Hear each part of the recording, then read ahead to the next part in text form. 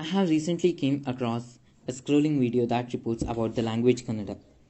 It's shown that in a Google search, the ugliest language in India is what Kannada, wherein the queen of all languages in India is Kannada too.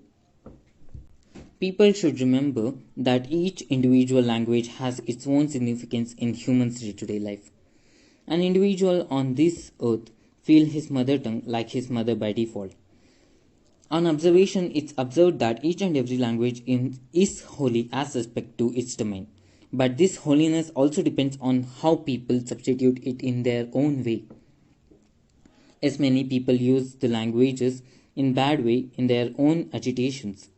But the old proverbs, idioms, and poetic scripts still take care of the holiness of the languages. Poet Harry Hemsley says, on every hand in every land, it's thoroughly agreed. The English language to explain is very hard indeed. On observing the homophones and homonyms present in English language. But he couldn't say that this doesn't go with all the languages exist in the world entity. Through this, I indirectly want to say that there is no comparison amongst languages. Each language holds human feelings like when Shakespeare hears the voice of a quail. The poets of the languages have been trying to glorify their language since many ages.